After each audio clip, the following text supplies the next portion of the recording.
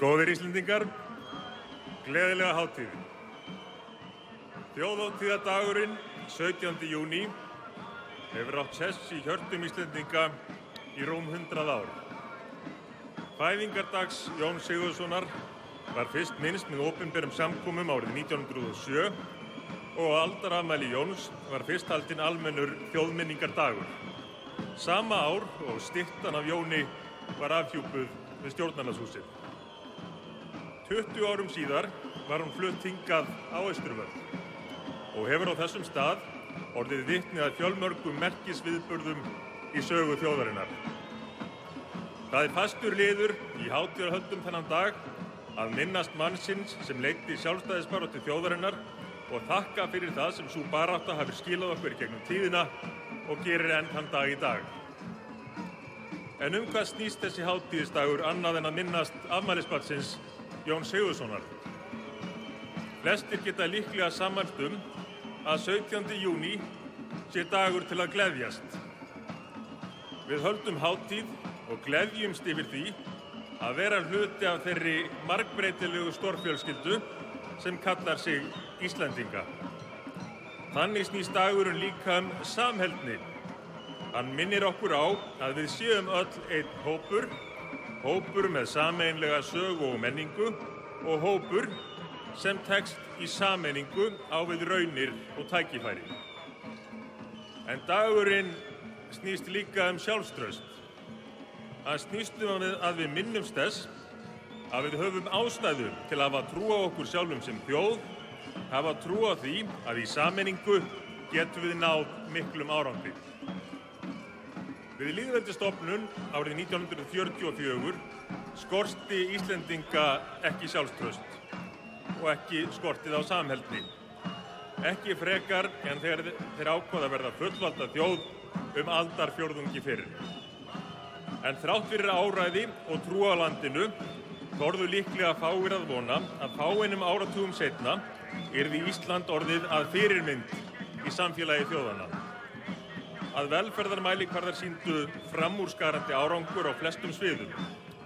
Að almennt heilbrigði hefði aukist stórkostlega, að hér væru lífslíkur einar þær bestu í veröldinni. Atvinnuleysi minna en annars staðar og kynjajafnrétti hvergi meira.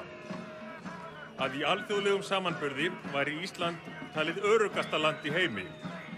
Ísland væri í 3. sæti á lista yfir þau lönd þar sem best þætti að búa, að jöfn réttindi allra væru betur tryggð en annars staðar og að Íslendingar væru að mati Sameinuðu þjóðanna sú þjóð sem fremur en nánast allar aðrar þjóðir heims hefði ástæðu til að vera hamingjusöm, sama til hvaða mælikvarða væri litið. Þessar staðreyndir alþjóðleg samanburðar sýna að trúin á framtíðina hefur skilað okkur langt. Þær sýna að þjóðin hefur í áranna rás horft til framfara og byggt samfélagið skynsamlega upp á grunni þess sem gengnar kynslóðir veittu í arf. Það er hlutverk okkar sem nú byggjum landið að skrifa næstu kafla í þeirri framfara sögu. Óþrjótandi metnaður þjóðarinnar og löngun til að gera sífellt betur hefur reynst gott veganesti. Það er mikilvægt að okkur auðnist að viðhalda þeim metnaði og nýtum leið árangurinn til að minna okkur á að við höfum ástæðu til að þakka fyrir það sem fyrri kynslóðir hafa gert og láta það verða okkur hvatningu til að gera enn betur fyrir kynslóðir framtíðarinnar. Síðustu misseri hafa gefið okkur enn frekari ástæðu til að líta björtum augum fram á veginn. Ísland stendur nú á ný upprétt í samfélagi þjóða eftir að hafa sigrast á mestu efnahagserfiðleikum síðari tíma með elju og einlægum ásetningi. Búið er að lækka skuldir heimilanna. Störfum hefur fjölgað og hafa aldrei verið fleiri. Kaupmáttur er orðinn meiri en hann hefur áður verið í landinu. Verðbólga er lág og nú blasir við að hægt verða að lækka skuldir ríkisins vegna fjármagns sem renna mun í ríkissjóð til að gera afnám hafta mögulegt. Það kemur samfélaginu öllu til góða. Þessi vatnaskil þýða að við getum einbeitt okkur á því að horfa fram á við. Nýtt tækifærin sem bíða og þær áskoranir sem felast í því að gera gott samfélag betra. Þar verður alltaf af nógu að taka, bæði til að viðhalda og styrkja innviðina og bæta kjörin, en ekki hvað síst þeirra sem minnst hafa. Góðir landsmenn, þjóðhátíðardagurinn 17. júní skipar margs konar sess í hugum okkar. Hann er dagur til að gleðjast yfir því sem vel hefur tekist við uppbyggingu samfélagsins. Dagur til að minnast þeirra brautryðjenda sem fyrr á tíð skópu framtíð þjóðarinnar með baráttu sinni og dagur til að virkja samtakamátt okkar og setja markið enn hærra en áður til heilla fyrir framtíðar kynslóðir landsins. Íslendingar hafa þegar náð árangri sem hlýtur að teljast merkilegur. Það er nánast sama hvaða svið er að ræða. Hvort sem það er keppni í íþróttum, listir eða vísindi, okkar litla samfélag á fjölda fulltrúa sem skara fram úr á heimsvísu. Og það er mikilvægt að muna að við getum nýtt sama drifkraft til framfara innanlands. Á Íslandi hefur okkur auðnast að taka stórar ákvarðanir og fara nýjar leiðir, jafnvel þegar við höfum ekki haft mörg og stundum engin fordæmi til að styðjast við. Íslendingar hafa fyrir vikið verið í fararbroddi í mörgum framfaramálum. Nú eru liðin 100 ár frá því að íslenskar konur öðlust rétt til að kjósa í alþingiskosningum. Þessum 100 ára áfanga verður sérstaklega fagnað þann 19. júní eftir 2 daga með margvíslegum hætti víða land, hátíðahöldum og viðburðum þar sem menningararfi þjóðarinnar verður gerð skil. Fjölmörg fyrirtæki og stofnanir hafa tekið vel í þá hvatningu ríkisstjórnarinnar að starfsmenn fái eftir því sem kostur er frí frá hádegi á föstudag í tilefni þessa merka dags. Það er vert að minnast þess að árið 1915 fengu ekki aðeins konur kosningarétt í alþingiskosningum, heldur einnig verkamenn og verkstæðir karlmenn sem ekki höfðu haft kosningarétt fram að því. Þá var fyrst fært í lög á Íslandi að kosningaréttur skyldi vera almennur og miðaður við ákveðinn aldur, þó enn væru undanskildir þeir sem skulduðu sveitarstyrk. Þessi tímamót mörkuðu afar mikilvægt skref í lýðræðisþróun samfélagsins og í þeirri mikilvægu hugsjón að á Íslandi skuli allir þegnar samfélagsins njóta jafnra réttinda. Við munum áfram vinna að auknu jafnrétti og jafnræði í íslensku samfélagi, en í þeirri vinnu er mikilvægt að minnast þess árangurs sem þegar hefur náðst og láta hann verða hvatningu til að gera enn betur. Ísland hefur langt árabil verið leiðandi í jafnréttismálum og undanfarin 6 ár hefur landið skipað efsta sæti á árlegum lista Alþjóða efnahagsráðsins kynjajafnrétti. Sá listi og annar alþjóðlegur samanburður staðfestir þann góða árangur sem náðst hefur á sviði jafnréttismála á liðnum árum. Það er afar ánægjulegt og við eigum að vera stolt af því að hafa náðst slíkum árangri. Við höfum mikið fram að færa á þessu sviði á heimsvísu og eigum að styðja við jafnréttisverkefni í öðrum heimshlutum. En okkur hefur ekki aðeins miðað áfram í jafnrétti kynjanna. Við höfum náð árangri á ótal sviðum við að auka jöfnuð og jafnrétti í samfélaginu.